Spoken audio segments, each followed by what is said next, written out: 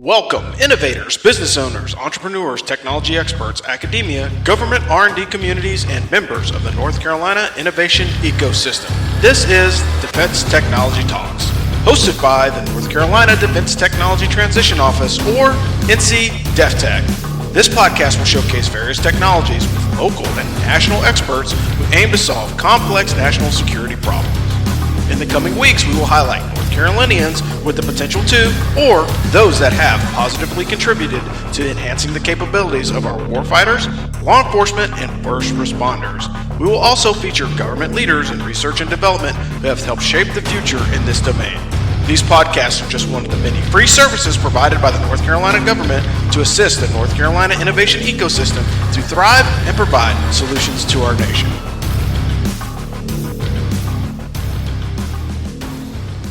Good afternoon, ladies and gentlemen. Welcome back to Defense Technology Talks. I'm your host, Rob. I have Dave here, and Dave's going to talk about his company real quick. This is episode, if you can believe it, number 98. So we've been doing this for about 3 years, and we're starting to dive into a little bit newer topics. AI and ML, artificial intelligence, and all that stuff is a big discussion point right now in the environment. People are using it for tools. People are using it to write papers. Even DEFTECH is using the chat GPT to help people formulate what they're going to say, and the thing is right now with AI, it's hard to use it as a tool successfully because there's still a lot of gaps. The machine is still learning. And so you can use it as a guideline, but I wouldn't, recommend that you write your 15-page doctoral thesis using chat GPT because you're probably going to fail.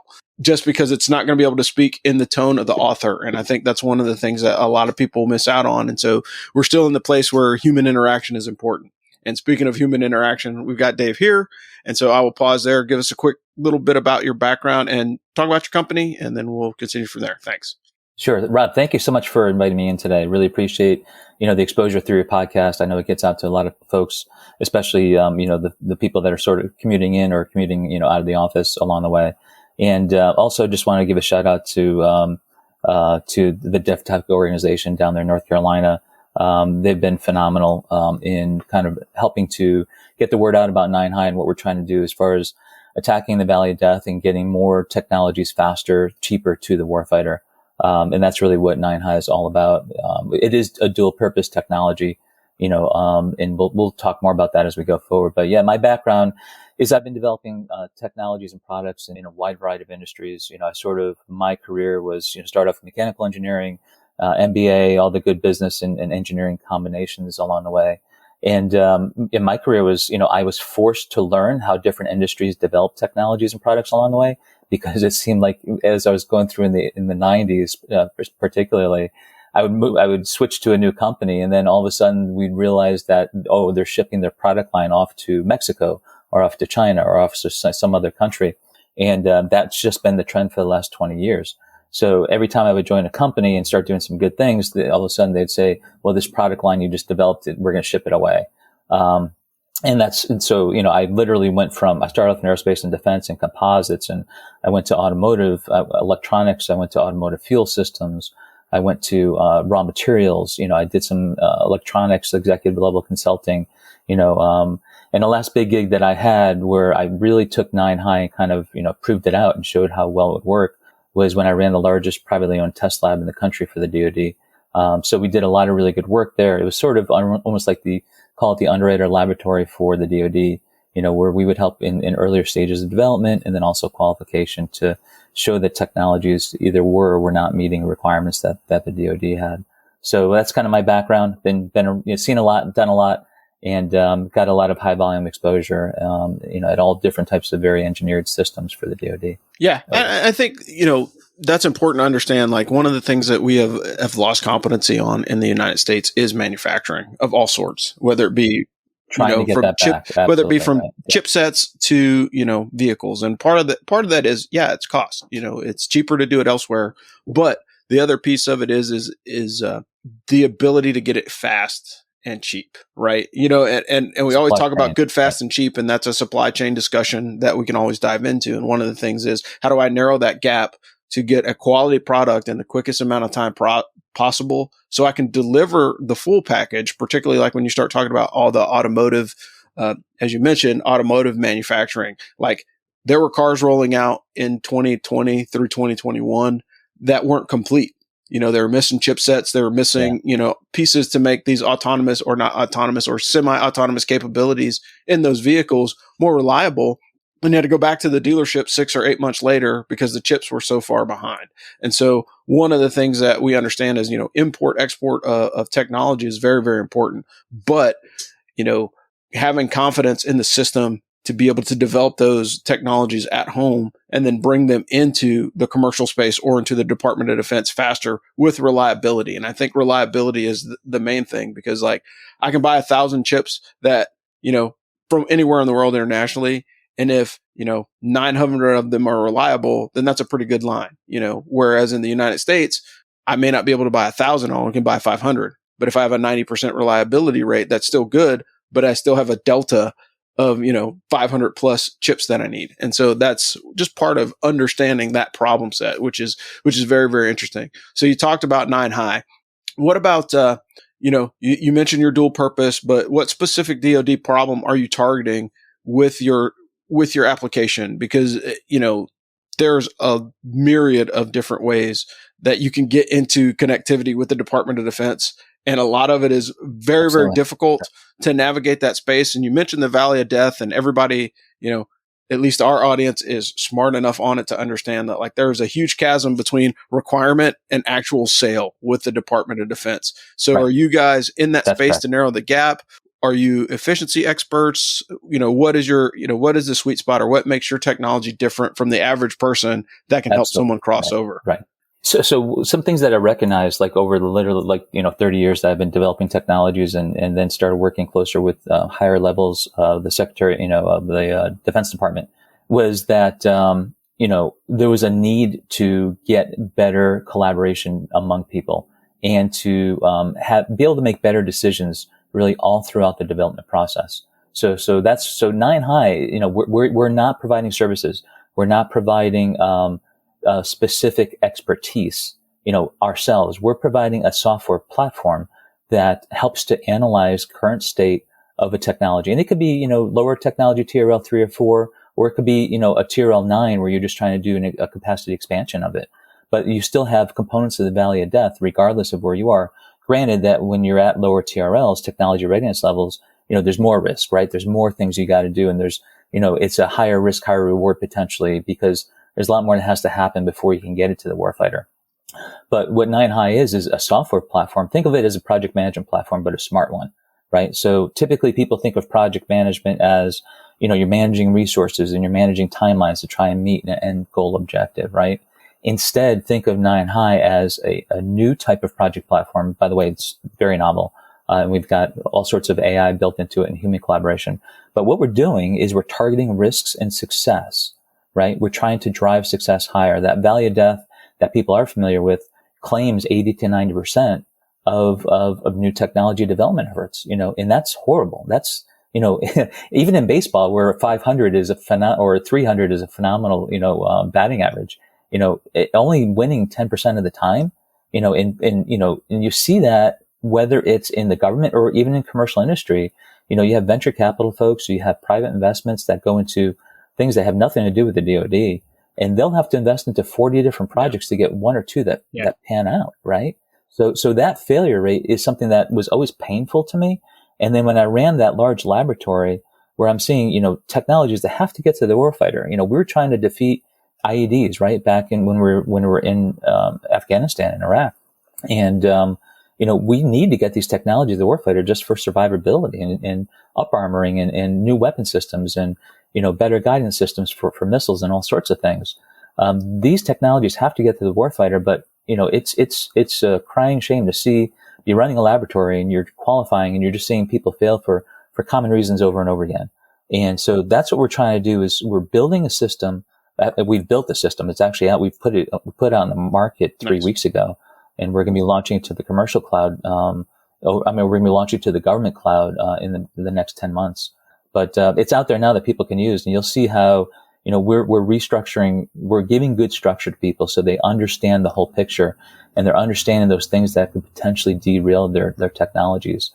So we're breaking complex problems down into more simplified structure. We're allowing for human collaboration for people who don't have certain subject matter expertise to understand what the risks and problems they have in the first place, comprehensively, and then to drive that human collaboration and these 5 AI agents, which you mentioned, there can be issues with that. I'd love to dig into that a little bit deeper with you and show you how we've bridged some of those issues with using AI along the way. And how we vet it and how we, calibrate the data that the agents are providing to people.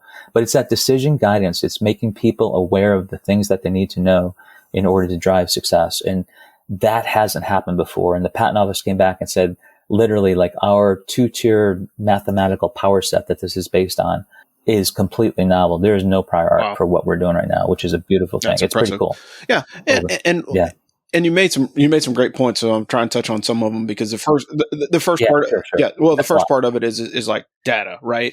People do not understand to train AI. Like, I need like 3 80-foot tractor trailers worth of data. And I'm trying to use that to give a visualization of how much information I need to kind of manipulate the system to teach it what it needs to know. So it can't just be a singular use case. You have to have lots of inputs to train those algorithms to say, hey, look, like, we've analyzed 10,000, and I could probably do it synthetically because there are some synthetic data sets that I could tie into, but those synthetic data sets are still not actual data, and so you're assuming some risk in development of your algorithm if you use synthetic data, which, if you're doing object recognition, okay, that's one thing. But if I'm trying to do some type of predictive analysis, something different.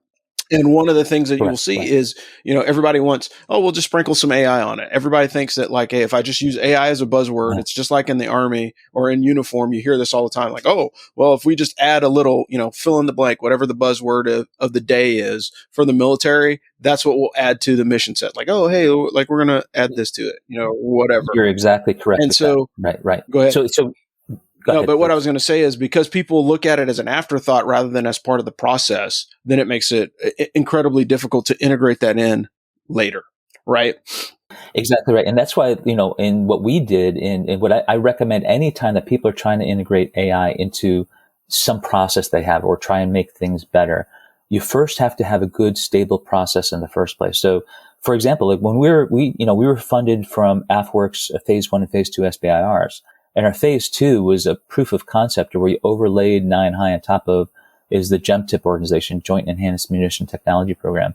We overlaid it on top of their acquisition cycle and showed literally in just 4 weeks, how we could significantly enhance the alignment of what they needed versus what the industry could produce and give to them. And then a better selection process for identifying those technologies that could actually be successful and reach the warfighter. And we did that very quickly. But we did that without even having any AI. We were showing them a better, so this 2-tier guidance process, 2-tier power set guidance process that we built is really the key to it behind the scenes. Now, once you have a structured way to manage a process, right? Now you want to see, okay, well, what kinds of decisions, what kinds of issues do you have along the way? And how do you, bring people? Because we always want human in the loop. That's what we're doing with decision guidance. We never want we want autonomous generation of options to be presented to people, but we don't want a complete decision to be made autonomously. So that's what we did in our Phase 2. We had 0 AI built out, and we told people that. We said, yes, this is going to be AI enhanced, but you have to look at the process that you're actually going through and in creating a better scenario. And then now you don't need, believe it or not, once you do that, you actually don't need as much data anymore because you're not trying to hunt and search for, some extreme piece of information that's going to help you. Now you've got already a guided process, and you're trying to give those recommendations and bits of information that somebody doesn't have already and get them to fit it into their process along the way. So it actually makes the design of the AI simpler and easier to implement. And once something is simpler and easier, it's going to inherently be more reliable. And that's the thing is, and it goes back to, the companies that are able to create a solution that is easily digestible makes it simple. Like it's the difference between when the iPhone first came out versus the flip phone, right? Everybody was comfortable with the flip phone because it had buttons, really like we were used to we were used to a phone that had buttons that you punch in a number and you made a call.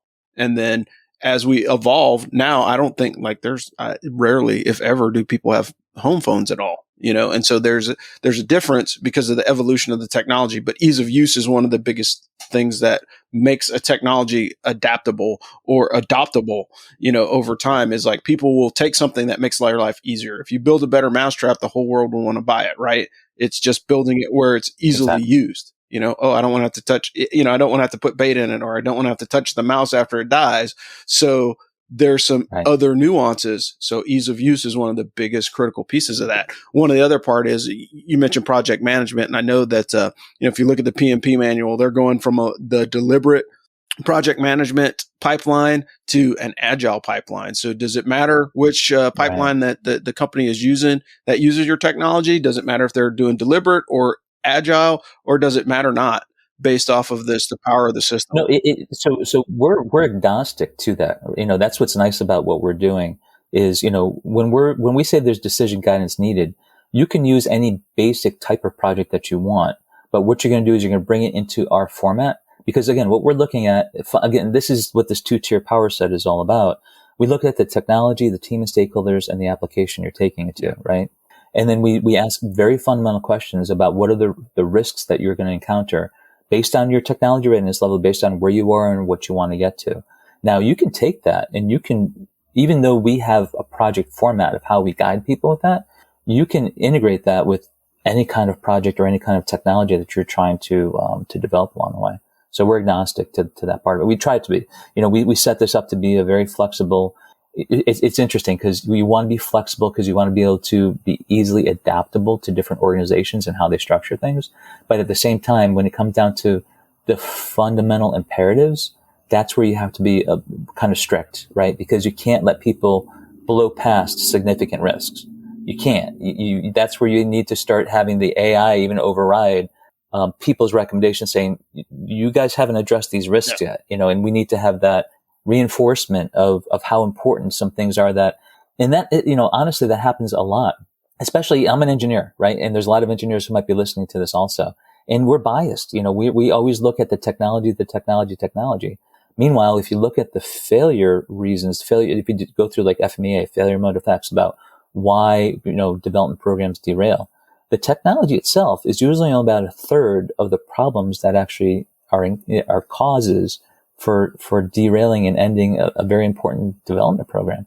It has to do with the team and stakeholders and finances involved and scheduling and everything. And it has to do with the end result, the application and the acceptance of what's been built along the way. So, there's a lot to it that we think we built into this platform. That's great. And I can tell you that's from my standpoint, dealing with a lot of small business owners that are in various levels of technology readiness. It's helpful to be able to identify those risks. Like, hey, look, at this current burn rate, you're going to need money. That seems like a very intuitive question, but there's some people that, double and triple down on, I'm going to get this funding, or, I won this award and the government's going to give it to me. They have to, because I'm the best technology and I'm best of breed, and all that stuff briefs well. But at the end of the day, until that check is signed, you're assuming a lot of risk. And again, it goes back to, I've had this discussion before, but I talk to people about, being one of the 6. And I say being one of the 6 because, 10 businesses will start in a year. 3 are going to fail. Like that's the most common statistic that you're told in business is, 30% of all businesses fail in the first 5 years. We got that. There's going to be that one company that's going to be so niche that it's going to be able to last 5-10 years, maybe. And it's just going to run the course of its life as a technology. Something's going to surpass it. Something's going to be better than it. And then you have the 3 companies that will either get purchased by a big company. And then you have the 3 companies that will eventually be a household name. And that's basically it. So you want to be one of the 6. You either want to be a household name that everybody knows, or I want to get purchased by a household name, right? If my company gets acquired and gets sucked into one of those bigger international conglomerates, great for me because I'm going to have a whole lot of money and I can do some investment, and, somebody else is doing the marketing and distribution. And so I think that's one of the things that people have to understand. So how do I start from an idea, turn it into a business that does not fail in the last 5 years, and it either runs its course, which, is probably not ideal for wealth generation, but it's ideal for the course of your business potentially. Or you become one of those companies that either becomes a household name or gets absorbed by one of the larger conglomerates. Either way, you want to be one of the six, because there's four companies that you kind of don't want to be in this whole situation, and right. There's a lot of capital invested in all three of those, in all types of companies and risk. And some of those four could have been some critical technologies for the warfighter, right? And that's the sad part of it. And that's where running the laboratory was painful to see people go through. And it was career ending for people also. You got to recognize that, I always call it derailing, because it's when the train is off the tracks and it's not getting back. It's not, we can talk about failure as making some mistakes or doing some experimenting and learning. We're not talking about that kind of failure at all, because you can build that in as part of your program, and that's fine. You need to learn. You need to, understand, the options that you have and you don't have going forward. I'm talking about, complete catastrophic failure of, bringing your technology to the next TRL and to the warfighter. So when we're talking about that, people have to understand that, that it can be career ending. So what happens is there's a loss of it's the human condition, right? It's a loss of confidence. And there's a loss of confidence lots of times in the technology itself that's being developed, even though it could go forward and it could have been successful. There's loss of confidence in the development team that were working on it. And many times even if it's a larger business, like, I've been, at that laboratory, we had all the big primes there, and they had failures also, right? And they were competing with each other sometimes. And there's only one winner out of, four primes that were going after something. And there's loss of confidence also in the company, and the government lots of times will pivot and go to some other large contractor or small business, depending on what we're talking about here. And that changes entire directional paths for people, for organizations, and for where the government's going to be going with new technologies. So this is a very serious thing that we're trying to fix, and they need to see a better pathway to have greater success along the way, so the government has more options to choose between the different technologies. Yeah, I agree. I think being able to couch it in terms of risks and opportunities is huge, and a lot of people. A lot of people don't talk in that language, which, maybe if I can get a computer to do it and somebody listens to the computer, or a program, it tells me like, hey, bud, you're about to step off the path here and you're in the danger zone. Maybe that will help, because sometimes that external audit, whether it be data driven or human interaction, helps, because I can think of projects in the 90s that the military tried to get off the ground, particularly the Army, like the Crusader program and the Comanche. And you're looking at these multi-billion-dollar projects that basically got shelved. And now, guess what? Had we developed those capabilities in the early 90s, we'd probably still be using them today, because it is the military and we use 50, 60-year-old pieces of equipment. But imagine the innovations that we could have made if we would have just got a base set of those products into the military, even if it was just for a testing unit. If we were just testing and evaluating. That's correct. At one of the training centers, how much more evolution that we could have had, by comparison to saying, well, we've dumped, billions of dollars into this bucket. It didn't work out. We're just going to cancel the programs. And I think as a taxpayer, anybody that's in the space that's helping, companies, the government, any organization develop better technology that is, keeping people alive and saving money throughout the process, I'm all for that. Particularly, as a taxpayer, like, yeah, absolutely. I want the government to save money, Exactly right. It does come down to cost and ability to have more capabilities and functionality, provided to the warfighter in the end. So, because once you develop those things, you don't have to spend money on other extraneous things along the way.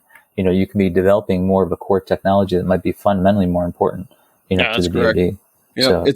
It's a difference between evolution and revolution. Like revolution, somebody's going to create something that everybody's going to be like, oh, wow, I need that, versus evolution. Hey, look, the difference between a bow and arrow and a machine gun is not much, just a different way of, engaging with a projectile. They're projectile weapons, they've just gotten more accurate and the rounds travel faster. But at the end of the day, bow and arrow and a slingshot is essentially the same principle as a machine gun. It just happened to evolve, and people have seen opportunities within the development of those weapon systems over time to get more accuracy and more speed and more volume. But, having had a program or somebody to come in externally and say, hey, look, you could probably make this a little bit faster or make this more effective. give it an armor piercing capability, or, hey, look, you're about to lose your shirt, so you probably need to pause on this, other 3 lines of effort and focus in on the 1 line of effort that you can actually monetize. And I think that's one of the things that people get lost in. They want to grow. Either they want to plan for catastrophic success and they don't have it, or, hey, what happens if I have a catastrophic failure or derailment, as you say, on one of these projects? Right. How do I recover from that if I even can? And or is it predictable enough that I can, change tracks before I come off the rails? But, well, and that's what we want to do. We want to see a plan. So in other words, if there's, if the train's coming to a big bend, you slow the train down, right? If you see what's coming ahead of you, if you have a good plan, if you see those risks before they occur, it's when a development team gets blindsided that causes the most havoc, because all of a sudden they might have differences of opinion. They might not be collaborating. They might not be talking and even understanding the problem the right way from a common perspective. We can help with that. And we also help to show the kinds of risks that they're going to encounter before they encounter them, so that they can plan adequately for budget. And, maybe they can cut somewhere else to be able to take on a bigger risk earlier, so they can at least show momentum of what they're working on. But what I think the public, at least, I'm not so sure defense contractors, but I think the public is always under the misconception with, the government just throws more money at it. And that's not the case. That doesn't happen. It's rare that, they'll just keep something up. If you look at the total number of development projects that the government's working on at any one point in time, and then you look at how many that will just, continue to have money, lavished on them to continue forward, that's rare. People have to be very frugal with the funds that they have when they're developing, and they can't afford these major setbacks. Absolute fact. All right. So, this is a great discussion. I'm sure we could probably talk much, much longer, but, we're trying to keep this under 30 minutes for the commute folks that are driving to and from work. So what is it that you need from the North Carolina innovation ecosystem? How have you plugged in? What can we do to make your mission better? What are your thoughts on support that you've gotten? You said, DEFTECH helped you out quite a bit so far, but what else would you like to see, your role in the North Carolina innovation ecosystem? Sure. So 9High has been rolled out into the commercial cloud. So it's available. People can go to 9High, NINE-HI.com, and they can go in and start using the platform for free for 2 months. And what we want is small, medium, and large businesses to start coming in and engaging with it, because one, it's going to help you be more successful with technology that you're trying to bring to the warfighter. So all those small businesses that are trying to be successful, it's a very low cost that we have, because we've had so much funding from the DoD to build this out in the first place, that we can make it very affordable, for businesses to come in and start using it. And recognize also that they're not just signing up to run their projects. They're signing up for their company's subject matter expertise, their organization, the skill sets that they have. When we analyze and we look at what any particular development program has for challenges and for issues in front of them and for those risks, we're going to be pointing to companies and subject matter experts who can help them to identify risks, identify success factors, those things that burn down risks, and to generate the right kind of evidence so they can progress forward, with a successful program. So the more engagement that we have with DEFTECH, in actually getting more users in and subject matter expertise and profiling that, the richer that our AI agents get as far as pointing to solutions.